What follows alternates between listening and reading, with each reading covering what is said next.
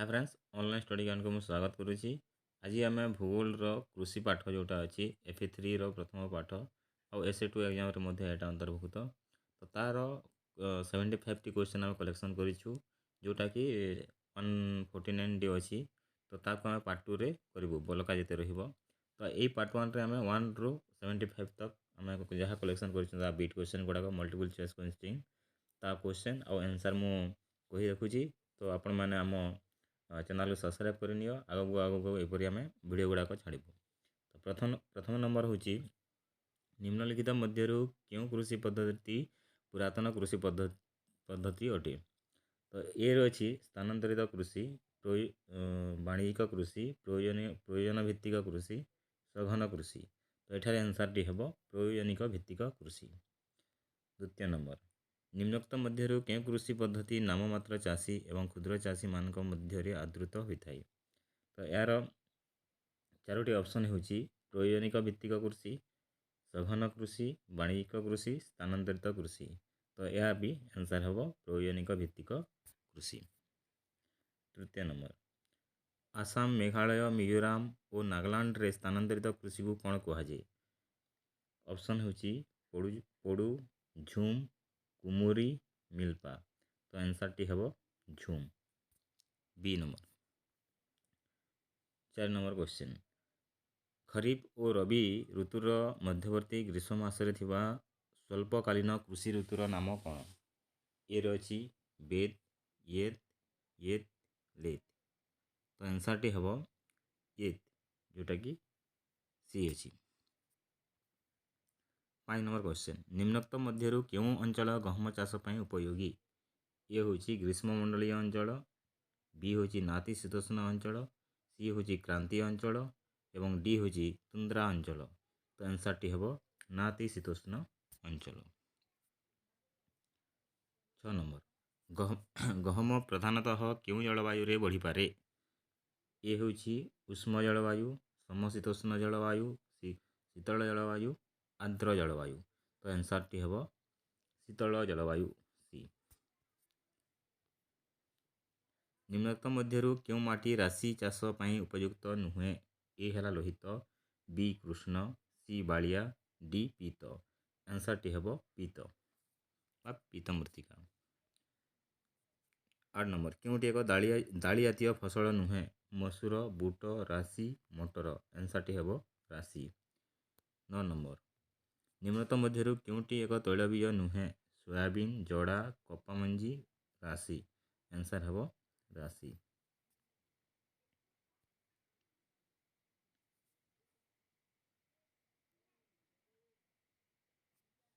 10 number निम्नोक्त Kyonti मनुष्यर मौलिक आवश्यकता नुहे। खाद्य, वस्त्र, बासगृह, मोटर गाड़ी। आंसर टी हम मोटर गाड़ी। 11 नंबर जनबहुल राष्ट्र मानक क्यों कृषि कार्यकारी होता है। प्रयोजनिक भित्तिक, स्थानांतरित, सघन, वाणिज्यिक। आंसर हम सघन। 12 नंबर क्यों कृषि उत्पादित अधिकांश द्रव्य को कंचामाल रूपे व्यवहार कर विभिन्न संसाधन शिल्प गढ़ी उठे। ए है सघन कृषि, बी है व्यापक कृषि, सी वाणिज्यिक कृषि और डी स्थानांतरित कृषि। तो आंसर टी हम वाणिज्यिक कृषि। 13 नंबर डाली जातीय फसल उत्पादन एवं व्यवहार क्षेत्र में भारत पृथ्वी क्यों स्थान अधिकार करिछि। प्रथम, द्वितीय, तृतीय, चतुर्थ। आंसर हम प्रथम। 14 नंबर क्यों पार्वत्य अंचल में कॉफी चाष करा जाए। आरावली, नीलगिरी, धवलगिरी, हिमालय। तो आंसर टी हम नीलगिरी। क्योंटी रोपण कृषि अंतर्गत नुहे। चाहा, कॉफी, रबर, धान। आंसर हम धान।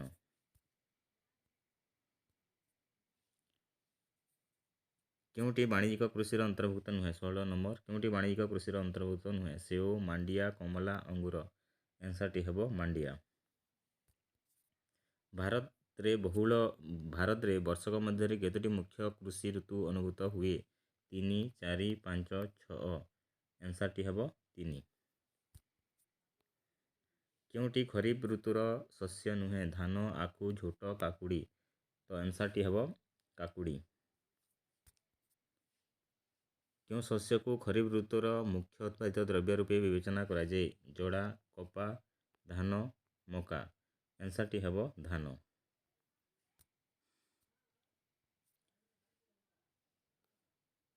କେଉଁଟି ଅଧିକ ଧାନ ଉତ୍ପାଦନକାରୀ ରାଜ୍ୟ ଅଟେ? ଏ ହେଲା ରାଜସ୍ଥାନ, ପଶ୍ଚିମବଙ୍ଗ, ପଞ୍ଜାବ, ହରିୟାଣା। ତ ଆନ୍ସର୍ଟି ହେବ ପଶ୍ଚିମବଙ୍ଗ। ଏଇଟା 21 ନମ୍ବର। ୟେତ୍ କ'ଣ? ଆନ୍ସର୍ ଅଛି ଅରଣ୍ୟ, ନଦୀବନ୍ଧ ଯୋଜନା, ଖଣିଜ ଦ୍ରବ୍ୟ, ସ୍ୱଳ୍ପକାଳୀନ କୃଷି ଋତୁ। ତ ଆନ୍ସର୍ଟି ହେବ ସ୍ୱଳ୍ପକାଳୀନ କୃଷି ଋତୁ। 22 ନମ୍ବର। କେଉଁ ଖାଦ୍ୟଶସ୍ୟ ଅଧିକାଂଶ ଭାରତୀୟମାନଙ୍କର ପ୍ରଧାନ ଖାଦ୍ୟ ଅଟେ? ଧାନ, ଗହମ, ମକା, ବାଜରା। ତ ଆନ୍ସର୍ଟି ହେବ ଧାନ।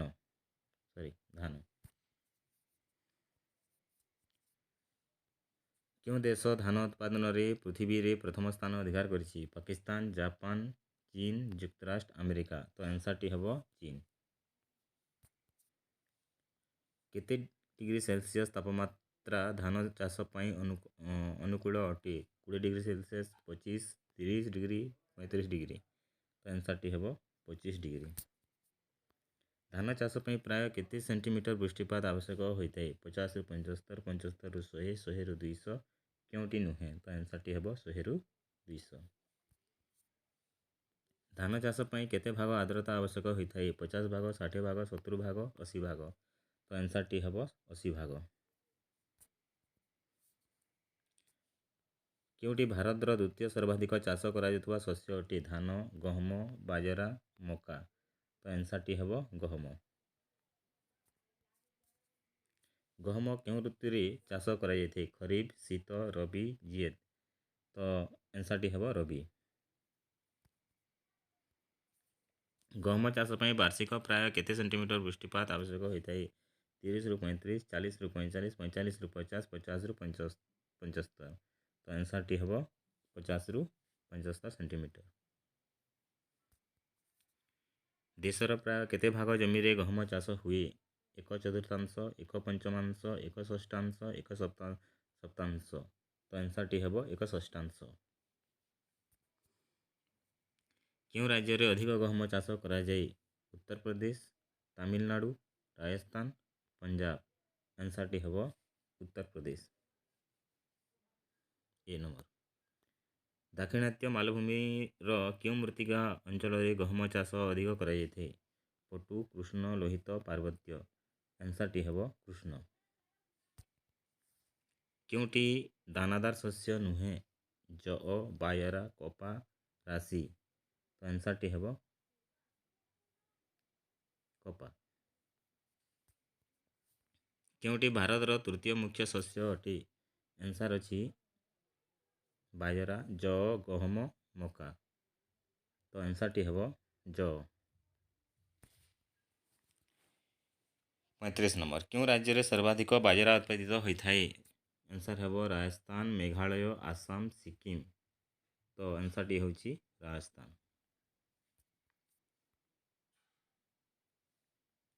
କେଉଁ ରାଜ୍ୟରେ ସର୍ବାଧିକ ରାଶି ଉତ୍ପାଦିତ ହୋଇଥାଏ? ଗୁଜୁରାଟ, ତାମିଲନାଡ଼ୁ, ଆନ୍ଧ୍ରପ୍ରଦେଶ, କର୍ଣ୍ଣାଟକ। ଆନ୍ସର୍ ହେଉଛି ଗୁଜୁରାଟ। A number.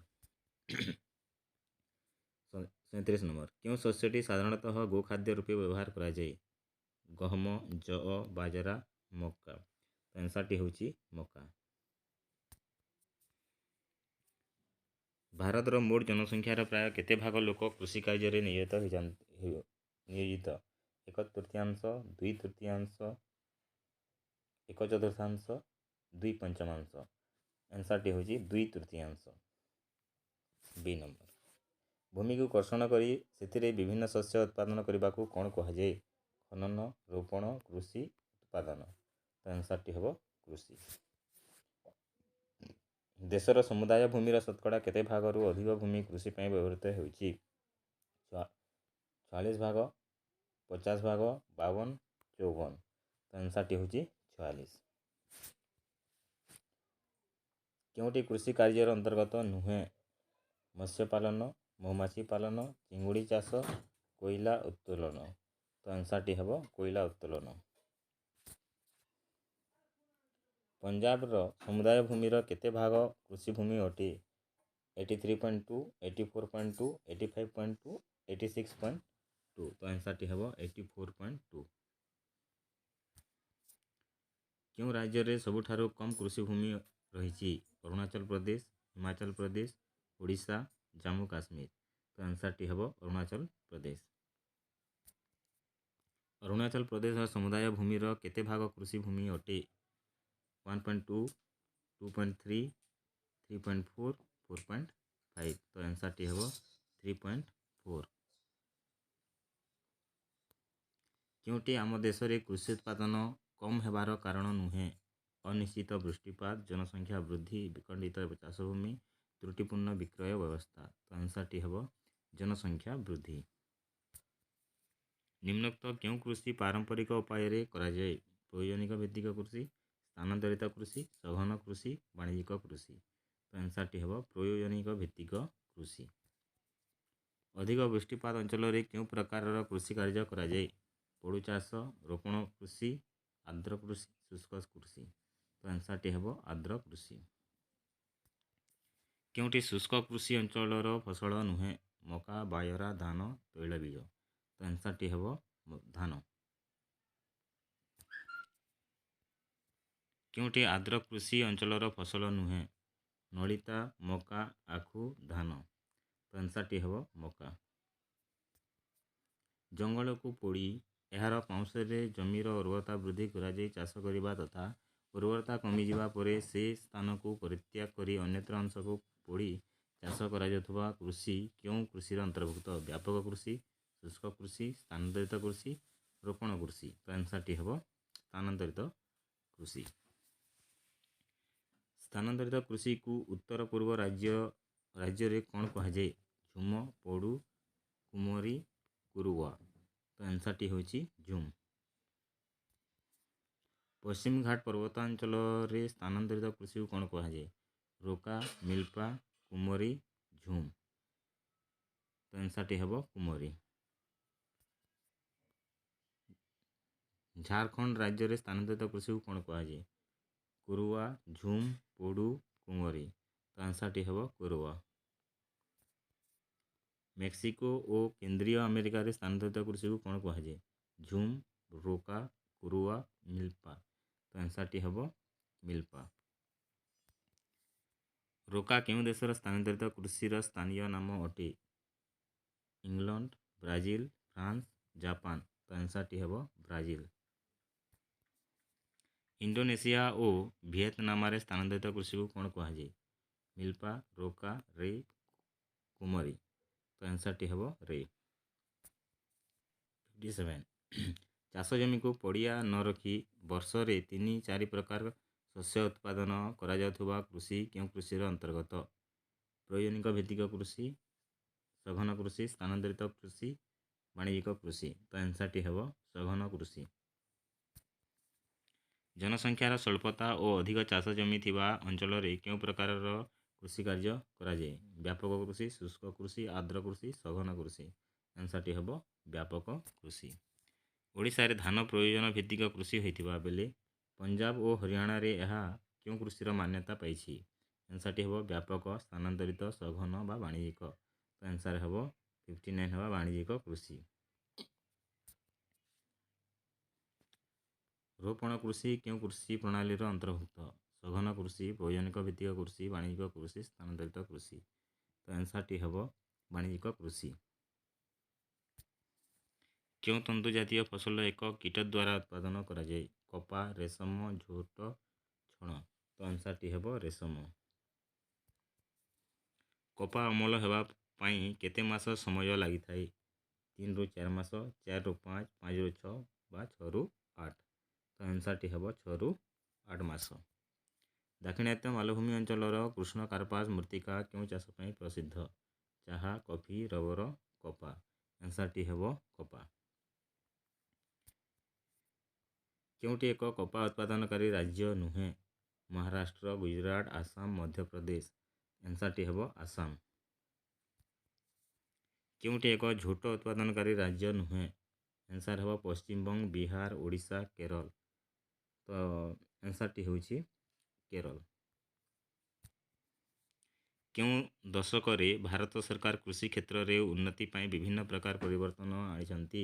30ରୁ 40, 40ରୁ 50, 50ରୁ 60, 60ରୁ 70। ତ ଆନ୍ସର୍ଟି ହେଉଛି 60ରୁ 70। କେତେ ଦଶକରେ ଏକ ସମନ୍ୱିତ ଭୂ ଉନ୍ନୟନ କାର୍ଯ୍ୟକ୍ରମ ଭାରତରେ ଆରମ୍ଭ ହୋଇଅଛି? 50ରୁ 60, 60ରୁ 70, 70ରୁ 80, 80ରୁ 90। ତ ଆନ୍ସର୍ଟି ହେବ 80ରୁ 90। ପ୍ରାକୃତିକ ବିପର୍ଯ୍ୟୟ ସମୟରେ କେଉଁ କାର୍ଯ୍ୟକ୍ରମ କୃଷକକୁ ସହାୟକ ହୋଇଥାଏ? ଖାଦ୍ୟ ଯୋଗାଣ, ବିହନ ଯୋଗାଣ, ଶସ୍ୟ ବୀମା, ଜୀବନ ବୀମା। ଆନ୍ସର୍ଟି ହେଉଛି ଶସ୍ୟ ବୀମା।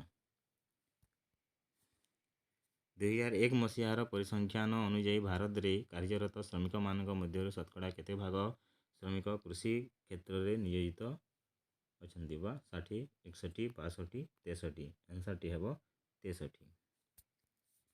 କୃଷିର ଆଧୁନିକୀକରଣ ପାଇଁ ଭାରତ ସରକାର ଗ୍ରହଣ କରିଥିବା ପଦକ୍ଷେପ ମଧ୍ୟରୁ କେଉଁଟି ନୁହେଁ?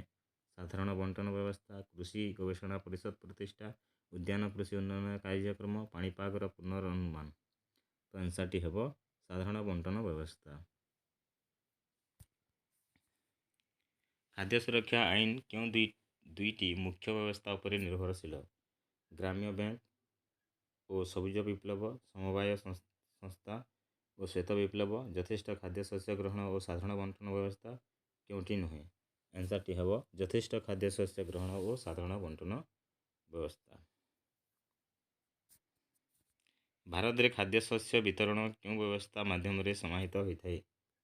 ଆନ୍ସର୍ ହେଉଛି ଯୋଗାଣ ନିଗମ, ସାଧାରଣ ବଣ୍ଟନ, ଖାଦ୍ୟ ନିଗମ, ସମବାୟ ସଂସ୍ଥା। ଆନ୍ସର୍ଟି ହେବ ସାଧାରଣ ବଣ୍ଟନ। ବି ନମ୍ବର। ସାଧାରଣତଃ କେଉଁ ମୃତ୍ତିକାରେ ଅଧିକ ମକା ଚାଷ କରାଯାଏ? ଆନ୍ସର୍ ହେବ କୃଷ୍ଣ କାର୍ପାସ, ପଟୁ, ଲାଟରାଇଟ୍, ପାର୍ବତ୍ୟ। ଏହି ଚାରୋଟି ମଧ୍ୟରୁ ଆନ୍ସର୍ ହେବ ପଟୁ ମୃତ୍ତିକା। କେଉଁ ରାଜ୍ୟରେ ରବି ଋତୁରେ ମଧ୍ୟ ମକା ଅଧିକ ପରିମାଣରେ ଉତ୍ପାଦିତ ହୋଇଥାଏ? ବିହାର, ଝାଡ଼ଖଣ୍ଡ, ଆସାମ, ହିମାଚଳ ପ୍ରଦେଶ। ତ ଆନ୍ସର୍ଟି ହେଉଛି ବିହାର। କେଉଁ ଶସ୍ୟକୁ ପର୍ଯ୍ୟାୟକ୍ରମିକ ଫସଲ ରୂପେ ଗ୍ରହଣ କରାଯାଇଛି? କପା, ମକା, ଚାହା, ଡାଲିଜା। ତ ଆନ୍ସର୍ଟି ହେଉଛି ଡାଲି ଜାତୀୟ ଫସଲ ନେଇଯାଉଛି, ଯେଉଁଟାକି ଏଇଟା ଡାଲି ଜାତୀୟ ଫସଲ ହେବ। ଏଇଟା ଆମେ ପାର୍ଟ 1ରେ 1ରୁ 75 ତକ ଆମେ ଦେଇଛୁ। ପାର୍ଟ 2ରେ 76ରୁ ଯେତେ ଆଉ ରହିଲା ବିଟ୍ କ୍ୱେଶ୍ଚନ୍ ଗୁଡ଼ାକ ଆମେ ଦେଇଦେବୁ ଏଇ ପାଠର। ତ ଆମ ଚ୍ୟାନେଲକୁ ସବସ୍କ୍ରାଇବ୍ କରିଥାଅ ଏବଂ ପ୍ଲେଲିଷ୍ଟରୁ ସବୁକିଛି ତୁମେ ପାଇଯିବ, କିମ୍ବା ଭିଡ଼ିଓ ଗୁଡ଼ାକ ଦେଖିକି ସବୁକିଛି ପାଇଯିବ। ତ ଆମ ଏଇ ଚ୍ୟାନେଲ୍ କିପରି ଲାଗୁଛି ଲାଇକ୍ କମେଣ୍ଟ କରିବାକୁ ଭୁଲିବ ନାହିଁ ଏବଂ ଆଗକୁ ଆମକୁ ଏପରି ସପୋର୍ଟ କରିବା ଦରକାର। ଧନ୍ୟବାଦ।